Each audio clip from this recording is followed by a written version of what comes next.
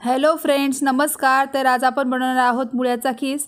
कारण आपल्याला मुळा असा खावासा वाटत नाही, कारण तो उघरट लागतो. त्यामुळे आपण अशा पद्धतीने करू शकतो.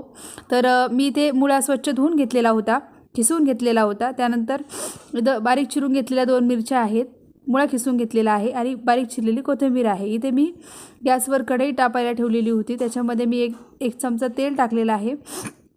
त्यानंतर थोडं तेल तापेपर्यंत थांबायचं आहे आपल्याला ह्या ठिकाणी. आणि मग जिरे मोहरी टाकणार आहे मी. तुम्ही बघू शकता मी ते जिरे मोहरी टाकून घेतलेली आहे थोडीशी. त्यानंतर याला पण छान असं तडतडू द्यायचं आहे आपल्याला जिरे मोहरीला. तोपर्यंत आपल्याला थोडासा वेट करावा लागेल. त्यानंतर आपण इथे मी 2 ज्या बारीक मिरच्या चिरलेल्या होत्या त्या टाकून घेतलेल्या आहेत. त्यानंतर मी अर्धा चमचा हळद टाकलेली आहे.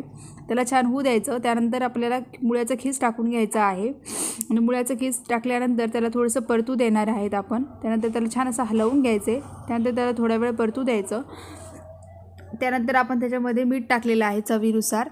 त्यानंतर त्याला छान परत एकदा छान असं हलवून घ्यायचं. त्यानंतर आपल्याला याच्यामध्ये थोडासा शेंगदाण्याचा कूट टाकायचा आहे, कारण त्याला चव छान लागते. तर तुम्ही बघू शकता इथे मी शेंगदाण्याचं कूट टाकलेलं आहे. त्याला छान परत एकदा हलवून घ्यायचं असं.